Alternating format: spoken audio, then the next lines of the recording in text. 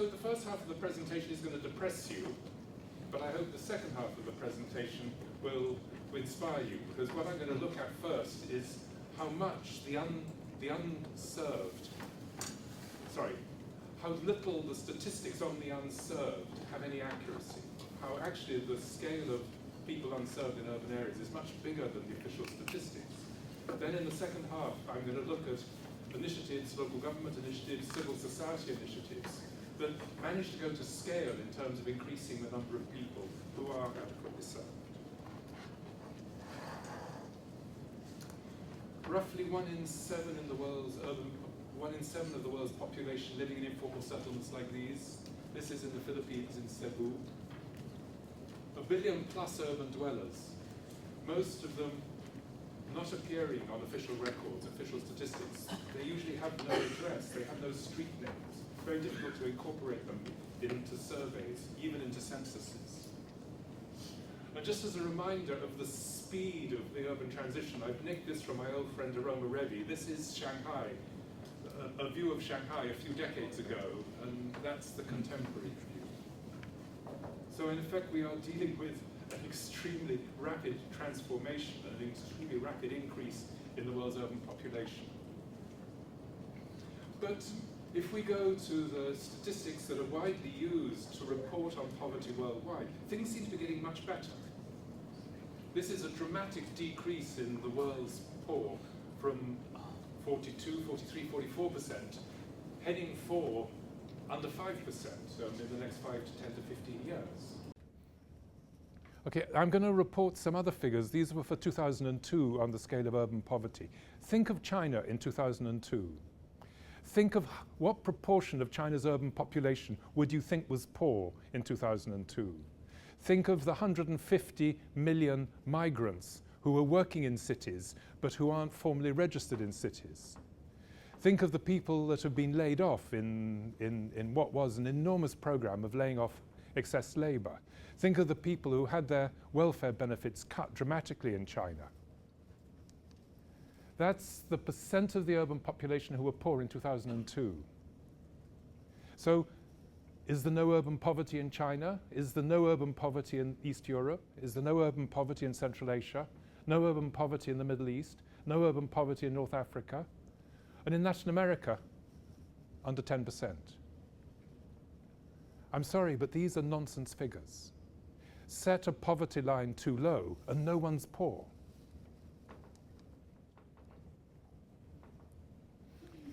So the question is, why do governments set inappropriate poverty lines? In part, they will use the $1 a day per person per day poverty line because it's convenient and because it's been formally endorsed by many economists.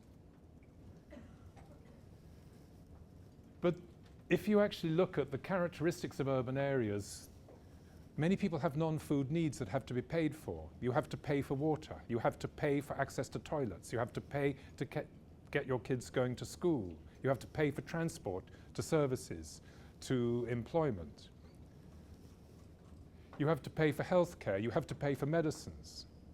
And none of these are formally incorporated into the formulation of poverty lines. Housing is often rented. It can take 20 to 30 to 40% of a low-income household's income. Yet provision for housing costs in poverty lines is either non-existent or very inadequate. And of course, we can get high levels of poverty even in prosperous cities. Just to mention a few, Mumbai, Bangalore, many Chinese cities, but it's hidden by the inappropriate poverty lines that are being used.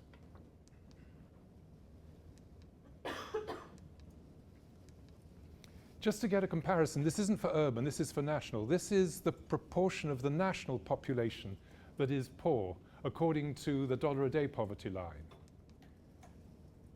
How much the picture changes when you go to national definitions of poverty, especially ones which make allowance for non-food needs.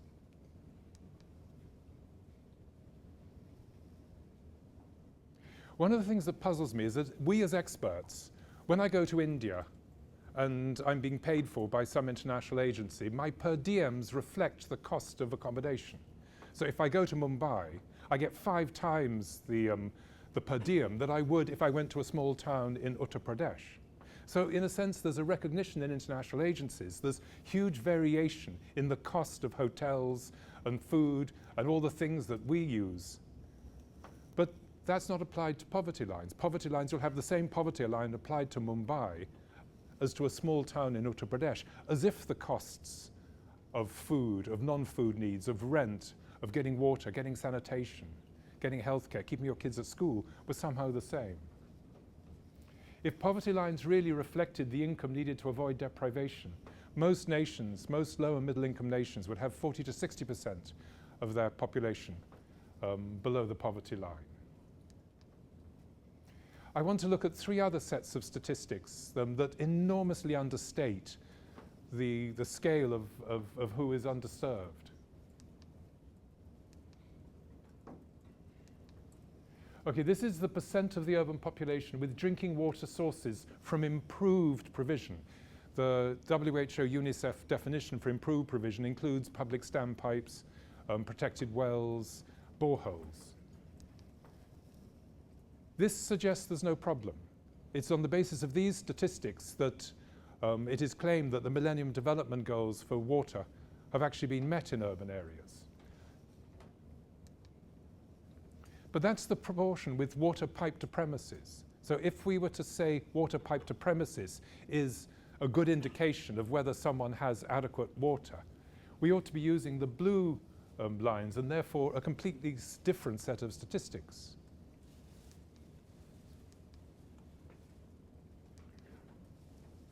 This suggests that even in some of the poorest countries, provision for water is close to 100%. So this is the proportion of the urban population that has access to improved drinking water sources. So even Guinea-Bissau, very close to 100%.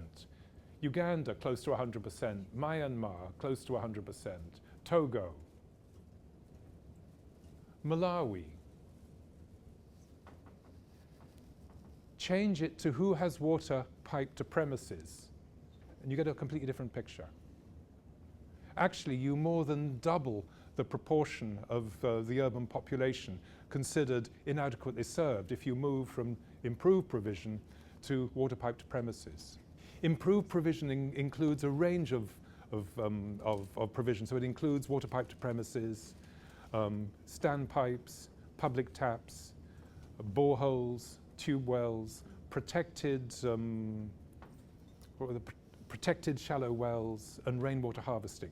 And that's your complete set. So the blue is the proportion of the urban population with one of those 8 possibilities. The red is just the one with water piped to premises.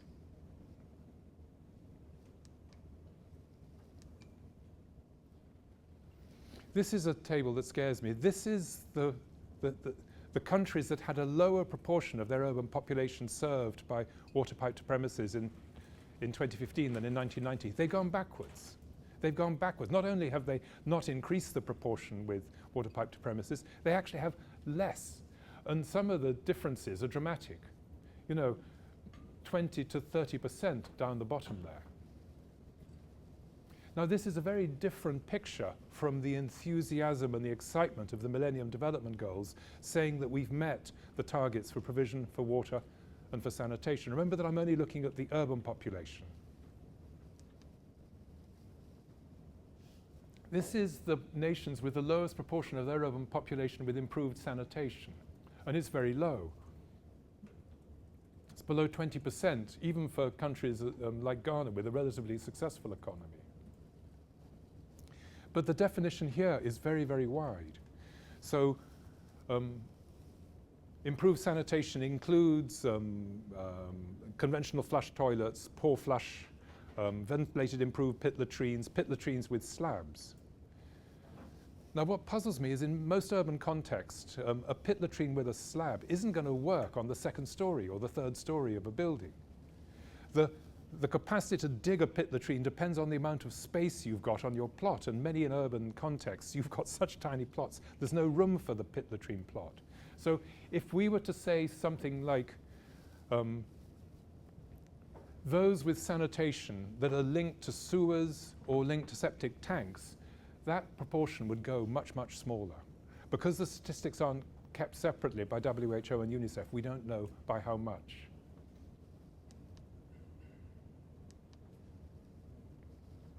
So in the end, what we're looking for is really a ladder by which slowly over time we improve provision for water and for sanitation.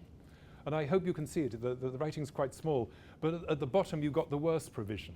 And that's where you have the highest risk of transmission of fecal-oral pathogens. And as you go up the ladder, so that risk declines. Now, at the moment, we're providing one. Oh, the pointer isn't going to work. At the moment, we're providing one cutoff point for the joint monitoring program. What we need is actually statistics on the proportion of the urban population that has these levels of provision, these levels of access, these levels of quality, so we get a much more accurate and detailed picture of where the deficiencies in water and sanitation actually are. Now I'm going to tell you the curious tale of 200 million slums that disappeared from the United Nations register. And the UN Habitat defines a slum household as the level of overcrowding, the quality of the building, and access to improved water and improved sanitation, not access to water-piped premises, access to improved water. And they released a report that 200 million people had moved out of slums in between 2000 and 2010. And it included 60 million in India. Now, by coincidence, I don't usually move in these elevated circles, but I was in Delhi at a meeting with the Minister of Urban Poverty and Alleviation. And so I asked her, this is amazing. The proportion of India's population living in slums has declined dramatically. 60 million people have moved out of slums in India. Where's this happening? And she said, I haven't got a clue. So she called her permanent secretaries and said, look, please bring me the evidence for this dramatic fall in slums. And they came back the next day and they said, Madam, we have no idea where these figures come from.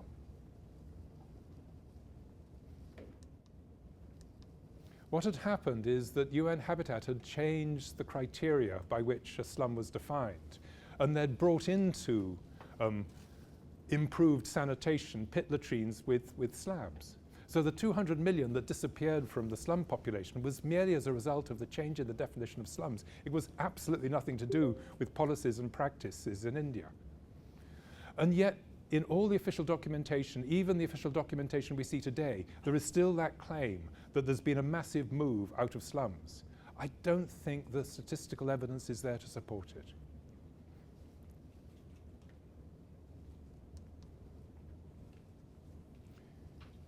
So what would poverty lines look like if we actually got them to reflect the costs that low-income groups face in their daily homes, in getting to and from work? So it takes account not only of their income or their consumption, but the assets, the housing conditions, the infrastructure, the services, the safety net, the rule of law and the policing, and voice for accountability and electoral representation, or to change that, access to good quality, affordable water, sanitation, drainage, because in a sense there's not much point in providing a better quality of provision if it's beyond the means of the household to actually afford to pay for it.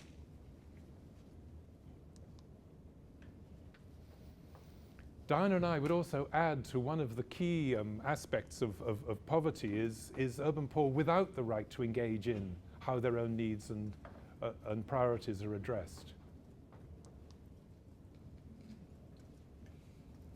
So because Diana and I spent such a long time reading poverty reduction strategy papers and long and detailed academic papers on the setting of poverty lines, we decided that with the Asian Coalition for Housing Rights, a group we work with very closely, why not ask grassroots leaders to come and give their perspective on the setting of poverty lines? And so the Asian Coalition for Housing Rights invited a group of grassroots leaders, mainly women leaders, from 6 federations or associations of slum dwellers in different Asian nations to come and talk about how would they set a poverty line. And they behaved like true researchers. They went back after an initial meeting in Bangkok and carefully went through 200, 300, 400 households and got them to write down their expenditures and then reported back on that. And here you see the difference. The $1.25 a day poverty line is on the extreme left, and how much the poverty line in Nepal for extreme poverty and for poverty, the poverty line in Sri Lanka for extreme poverty and poverty, for Philippines the same, for Thailand the same, how much the poverty line's different. And we went and checked wherever we could that the costs they put were accurate. And they seemed every bit as accurate as any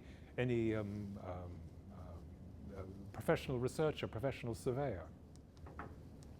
And we get some interesting comments from some of these community leaders.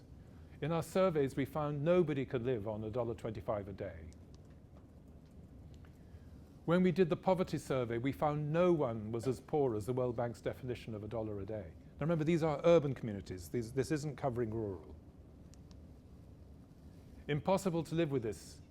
You would have to gather leftover food from rubbish piles in the street. Even a beggar needs more than $1.25 a day for urban areas in Cambodia. And then Boon Lorn, who's a very, very tough 60-year-old community leader who I've met on a number of occasions.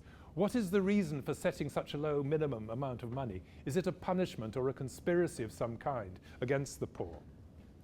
So, having thoroughly depressed you, I want to talk about examples of where addressing the needs of the underserved or the unserved has been at scale.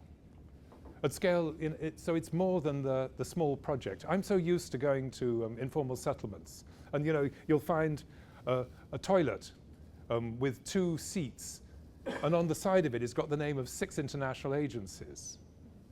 And what's a toilet with 2 seats going to do in somewhere like Kibera with 200,000 inhabitants? Where have we got the examples that would actually deliver for all of Kibera or all of Mumbai? Obviously, many of the so-called success stories limit the use of subsidy or don't use subsidies at all. If you don't need a subsidy, there's no limit on the scale to which you can go. And I want to look at some local government-led examples and then some civil society-led examples.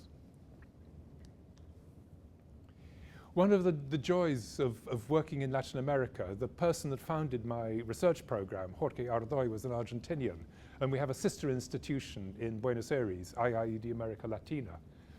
What you've seen in Latin America, and this is generalizing, but I've got enough examples to defend this, is local democracy functioning properly. And as local government functions properly, so you see the provision for piped water, for sewers, for drains, for garbage collection being extended to a higher and higher proportion of the population.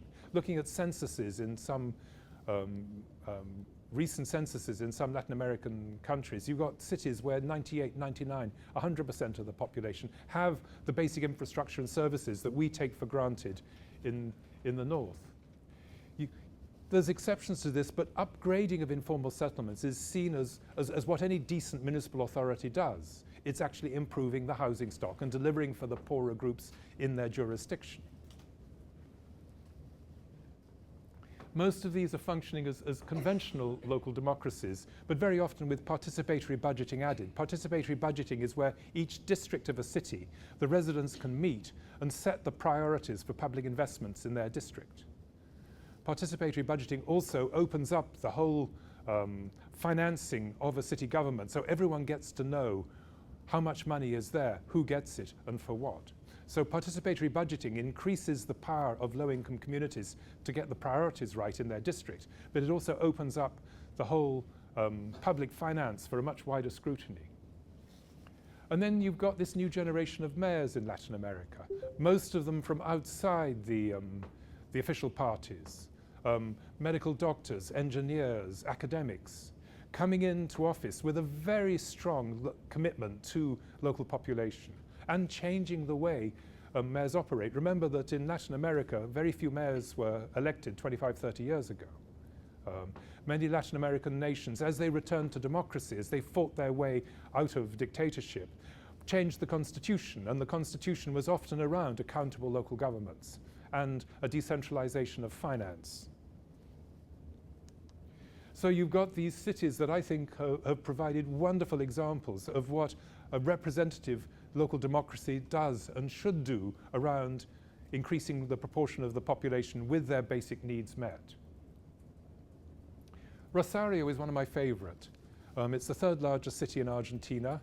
It's had 2 mayors, each with 2 successive terms of office. And what they did, Rosario was a city in decline. It's right on the Paraná River. Exports were weakening. And what these 2 mayors did, each with 2 terms, is really to take the city by the scruff of the neck, make all the services more efficient, protect against the floods that come constantly, put in a decent healthcare system that anyone could do, decentralize the administrative systems so that there was one-stop shops closer to the population in each district of the city, increase the amount of open space, support urban agriculture, huge range of issues. Tough with private investment, but very supportive of private investment. This was a well-run city that new investment came to because it was a well-run city. Oddly enough, I think it's cities like these that are also laying the basis for climate change adaptation and ultimately mitigation, because you can't do climate change adaptation without a functioning city with the capacity to provide infrastructure and services to everyone.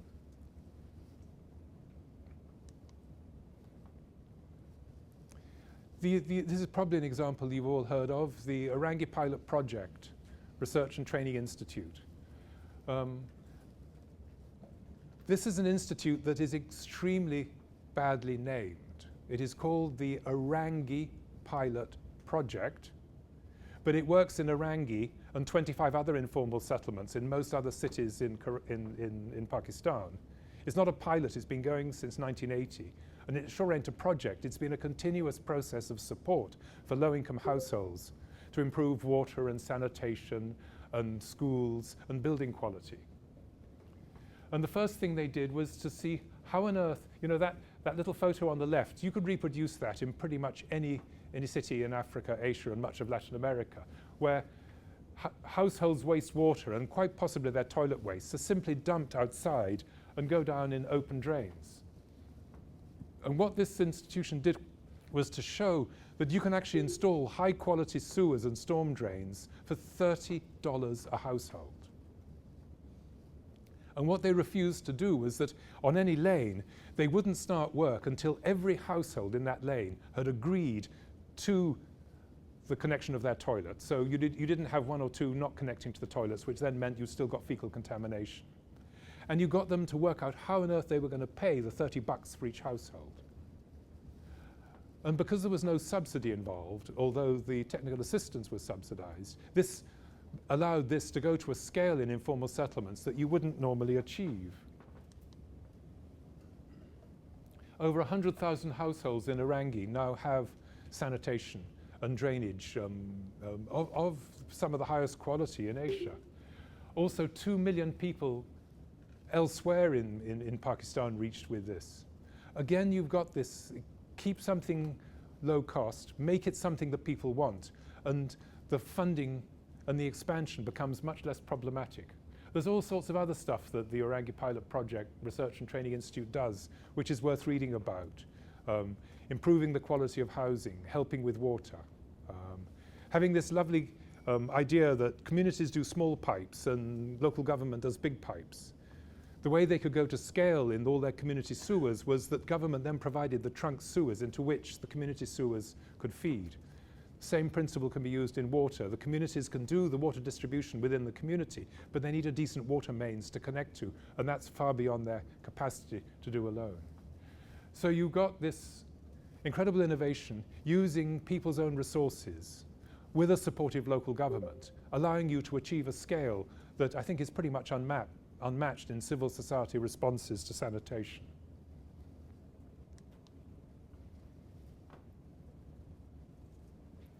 The Community Organizations Development Institute in Thailand Victoria knows this example well, as it's featuring, I think, in the New World Resources Report. There's a long and complicated story which I'm going to hopelessly simplify. But basically, it was a Thai government national organization that supported community-driven processes. And it supported them by making finance available to them that they could draw on as and when they needed.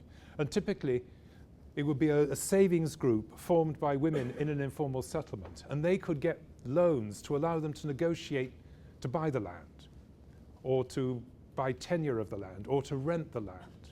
And then, when their tenure had become established, so all sorts of other things could happen. So, you know, imagine these are 3 different cities or 3 different city districts, and these are the savings groups, usually managed by women. And the first thing that the Community Organizations Development Institute tried to do was to provide them with loans they could draw on. But incredibly difficult to manage administratively. How can a central government agency deal with thousands of requests for relatively small loans? And the genius of Cody was it decentralized that. So in any district, the savings groups federated, they came together, and it was them that jointly managed the provision of funding to the savings groups for infrastructure provision, making it possible for the central organization to enormously reduce the time it needed. And for any network of grassroots savings groups, it could draw on finance for different things: savings, housing, enterprise, welfare, environment, or others. And in each instance, they could draw on the local authority, the local NGOs, local universities, some architects, training institutions provided very valuable help in terms of site layouts.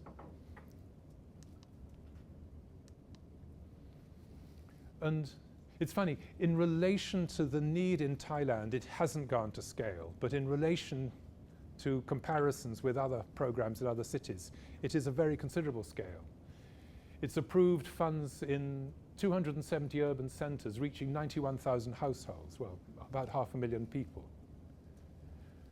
And it's done it that when one community sees the neighboring community doing this and drawing loans and transforming their homes and their lives, so it acts as an example for them. And so what happened with this is the communities that had innovated drew in all sorts of visiting communities, and they learned from each other. And so the whole movement helped each other, supported each other, formed very strong and powerful networks. Most projects were in situ upgrading, because that's what the inhabitants preferred. Where it proved impossible to negotiate the tenure of the land, either renting or purchasing it, they tried land sharing. So you would offer the landlord half the site back, and you would move to the second part of the site as a way of getting provision. If you couldn't acquire the land, then you looked for other sites, and of course you looked for other sites close by.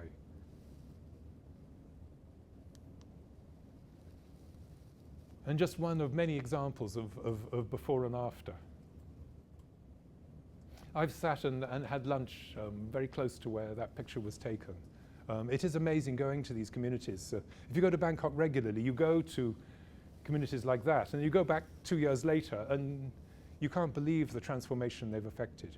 But by making everything so decentralized, again, it wasn't constrained by a national government process that found difficulty managing the whole process. Another example is community-led sanitation in urban India. This is in Pune. This is actually very close to the municipal headquarters, which makes it very good for the women's savings groups that manage it. And so you've got toilets on the first and the second floor, separate for men and for women, and then a room where the caretaker lives, so there's a constant caretaker to keep the toilets clean, and then a meeting room for the whole community.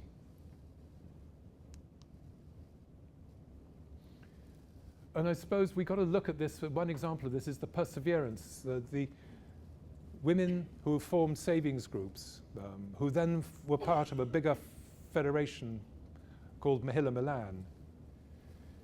They were looking to innovate on toilets because the public toilets that the government provided didn't work particularly well, or there was no public toilets. For instance, the women pavement dwellers in an area called Baikala had no toilets they could access. So they First of all, they lobbied government to provide toilets, and when that didn't work, they thought, well, maybe we can do it ourselves.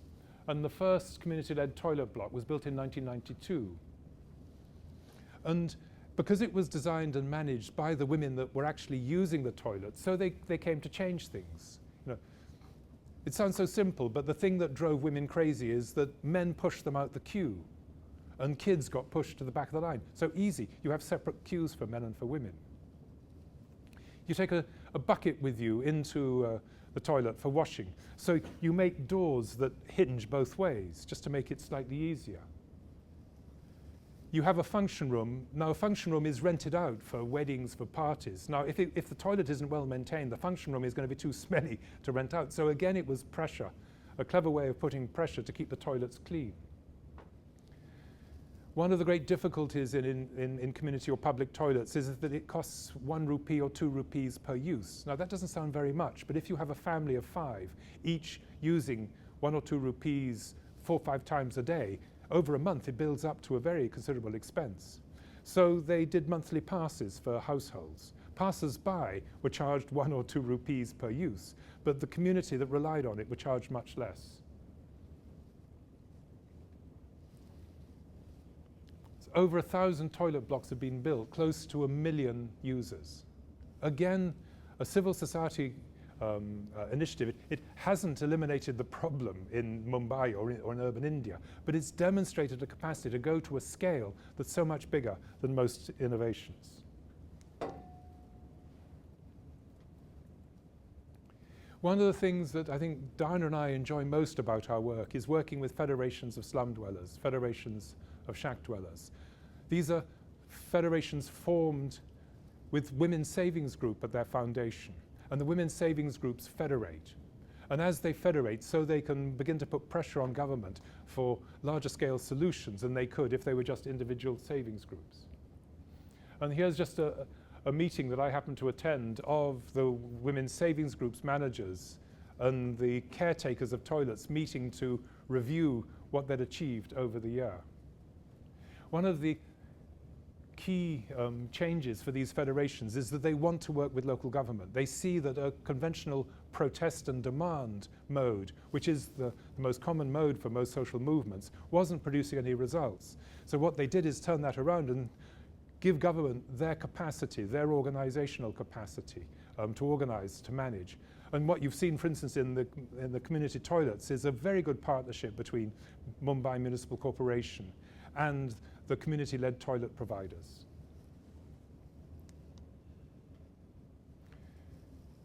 Just as a reminder that the savings is the foundation for all these 33 federations. Enumeration and mapping. Informal settlements don't have maps. Informal settlements don't have records. Informal settlements, you don't know how many people live there. You haven't got the map to show where you install infrastructure.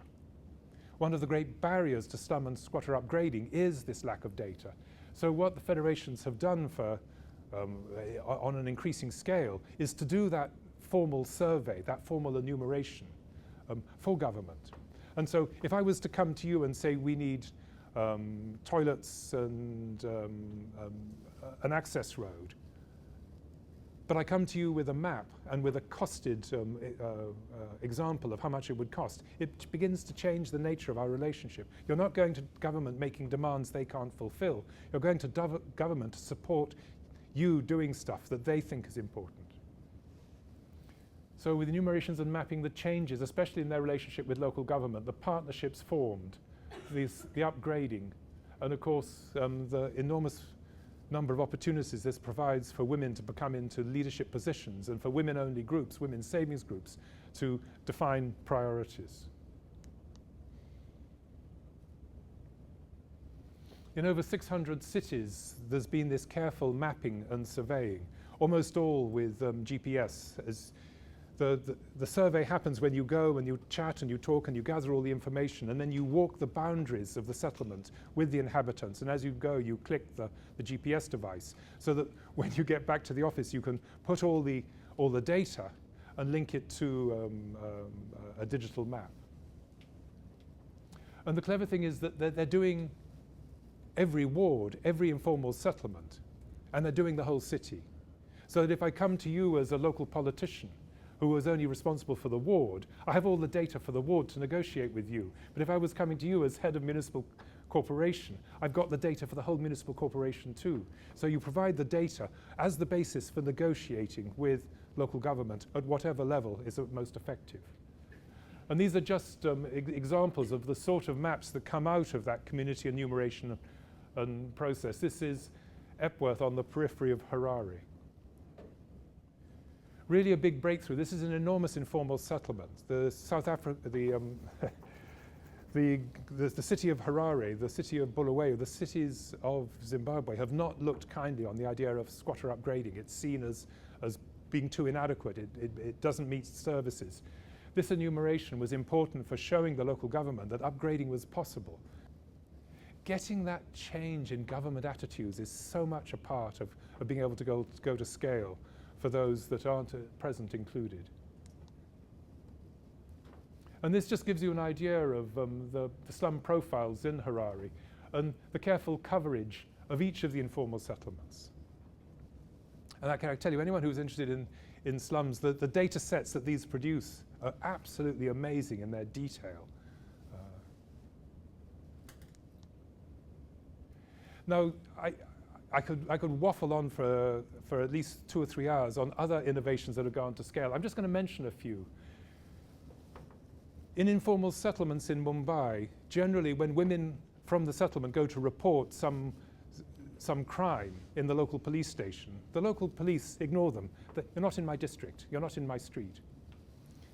So the head of the National Slum Dwellers Federation in India met the municipal commissioner of police, and they agreed that they would work together. The municipal commissioner said, look, I can't give you any funding, but I can give you my staff. So what they did was very simple. An informal settlement that wanted police presence, it just provided a very small office where 2 police would be assigned. And everyone in the community knew their police person. So they had that accountability.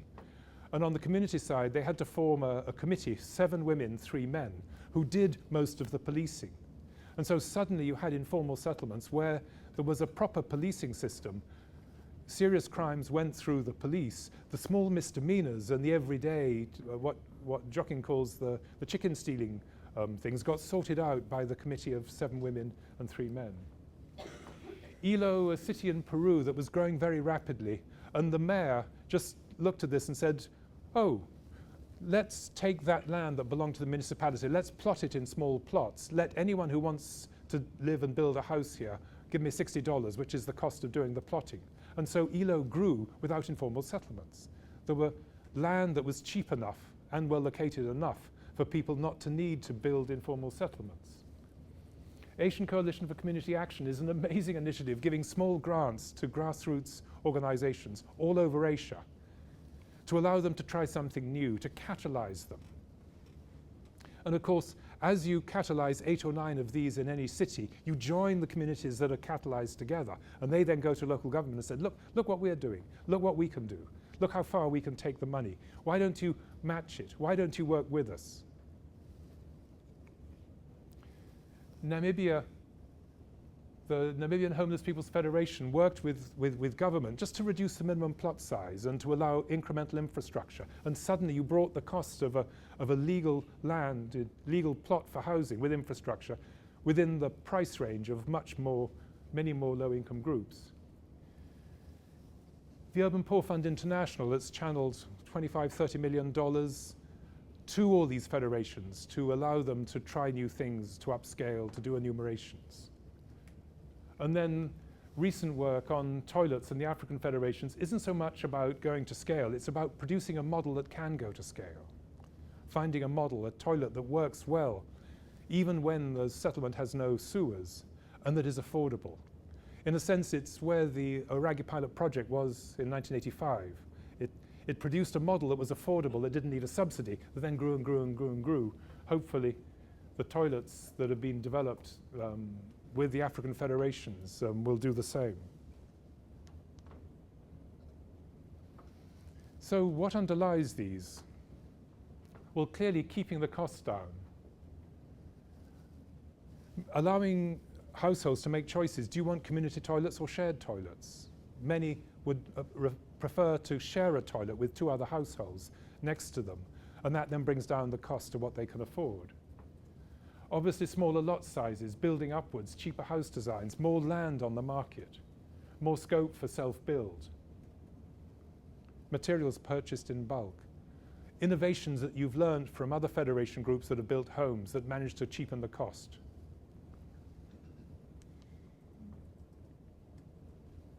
And of course, for providing the organizational glue, encourage and support household savings groups. Savings groups then provide the foundation for a federation, but they provide the foundation for accountability. 20 women managing communal savings together become very savvy at how you produce the accountability and the transparency that's needed for trust. You can't run a savings group without trust.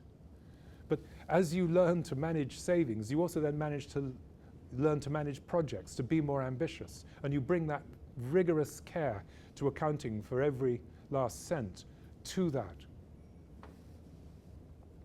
Supportive and accountable local governments. There's over 100 cities now where there's a fund jointly managed between the federations of slum dwellers and shack dwellers and the local government, where decisions are made collectively. There's even the example in Ilo in Peru, Ilo in the Philippines. Sorry, Ilo is Peru. Ilo in the Philippines, where the mayor invited the Philippines Homeless People Federation to sit on the finance subcommittee and on the land use management subcommittee. Now that's beginning to build an accountability to the unserved into the city structure. What we're amazed about is how far funding can go. The Asian Coalition for Community Action putting in $2,000, $3,000 into innovations, how far they've made that money go. How much they've used that money to leverage money or resources from local government or from local businesses.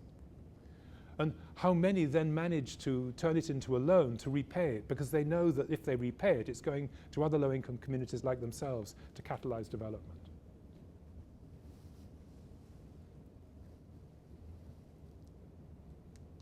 So my final slide.